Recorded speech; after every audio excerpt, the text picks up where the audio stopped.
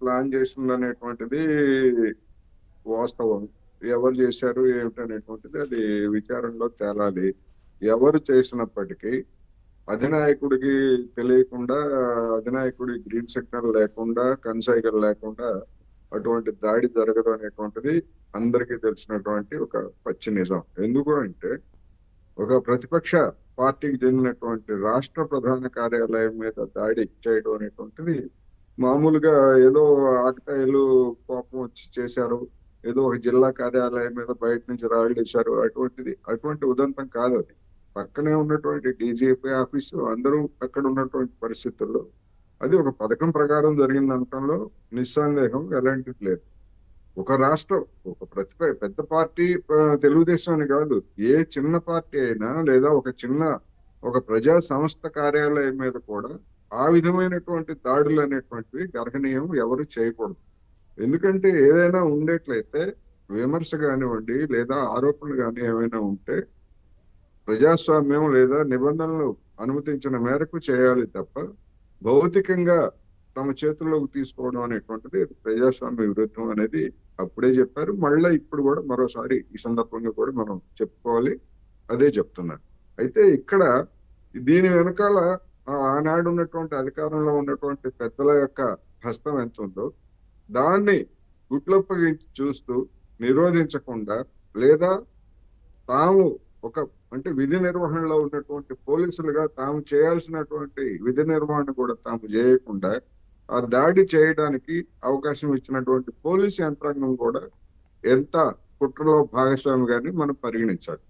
మరి ఆ కుట్ర కోణంలో కూడా ఇప్పుడున్నటువంటి ప్రభుత్వము ఆ రోజు ఎవరు ఇటువంటి దానికి అవకాశం ఇచ్చారు, ఎందుకు ఇచ్చారు అనేటువంటి దాన్ని కనుక విచారణ జరపకపోయేట్లయితే ఆ పోలీస్ యంత్రాంగం కానీ వాళ్ళందరూ కూడా ఏంటంటే లైట్ గా తీసుకునేటువంటి అవకాశం ఉంటుంది. ఇప్పటికే కొంతమేరకు ఒక విధంగా లైట్ గా తీసుకున్నారనేది నా అభిప్రాయం. ఏమిటి అంటే వైసీపీ ప్రధాన కార్యాలయానికి 2 సార్లు 3 సార్లు నోటీసులు ఇచ్చి మీ దగ్గర ఉన్నటువంటి ఫుటేజ్ ఎవరైనా కుట్ర చేసేటువంటి వాళ్ళు ఆ కుట్ర జరిగినటువంటి రోజు వైసీపీ కార్యాలయానికి ఎవరు వచ్చారు, ఏ గదిలో ఎవరు కూర్చున్నారు, ఎట్లా కూర్చున్నారు, ఏం మాట్లాడుకున్నారు అనేటువంటి ఫుటేజీని ఇమ్మని వైసీపీని అడగటమే ఒక ఫూలిష్నెస్.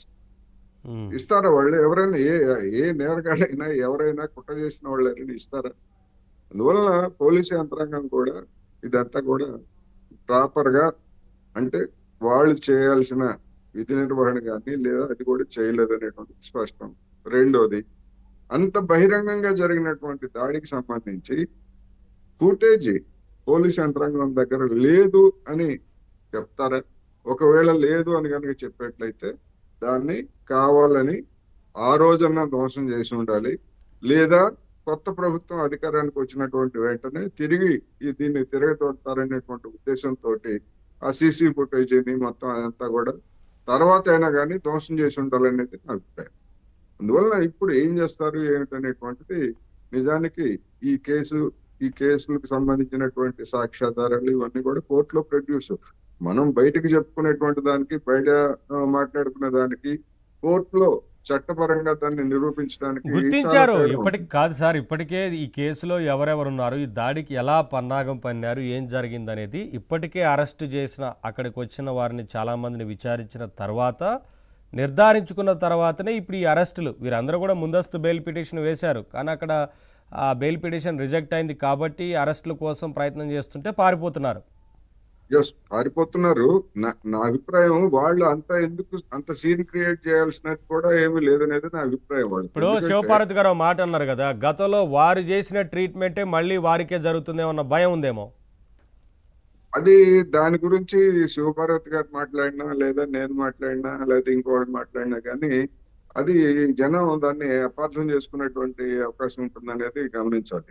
ఎందుకు అంటే కక్ష తీసుకోవడానికి వాళ్ళు అనుకుంటున్నారేమో అనేది. ఇప్పుడు వాళ్ళు ఏ రకంగా వ్యవహరించారో తెలుసు కాబట్టి వీళ్ళు మనకు అదే ట్రీట్మెంట్ చేస్తారేమో ఒక భయంలో ఉన్నారేమో అని. కానీ ప్రభుత్వం మాత్రం చట్ట ప్రకారమే వెళ్తాము అని చెప్తున్నారు.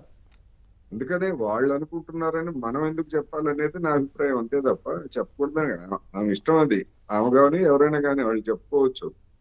ఇదిగో మీరు ఇట్లా మాట్లాడుతున్నారు చూడండి, ఫలానా శివపార్వతి గారు, జనసేన శివపార్వతి గారు ఇట్లా మాట్లాడారు, ఆ ఉద్దేశాలు ఉన్నాయని చెప్పేసి రేపు వైసీపీ వాళ్ళు దీన్నే ప్రామాణికంగా తీసుకొని ప్రచారం చేస్తారు. నేను అందుకు చెప్తున్నా అటువంటి జాగ్రత్తలు తీసుకోవాలని చెప్తున్నాను తప్ప ఉమ్. మాట్లాడొద్దని మనం కాదు. ఏమనకపోయినా లేకపోతే వైసీపీ ప్రచారానికి అడ్డుకట్ట వేయలేములేండి. చంద్రబాబు నాయుడు గారు ఇల్లును ముంచేశారు, కట్టలను దించేశారు, లేని గేట్లు ఎత్తేస్తారు. రెండోది వాళ్ళ ఈ ప్రచారానికి అసలు అవధులు ఉండవు. కేసు అనేటువంటిది సరే అరెస్టులు చేస్తారు, రిమాండ్ పంపిస్తారు, కొద్ది రోజులు 14 రోజులు లేకపోతే ఇంకా కొద్ది రోజులు పొడిగిస్తారు.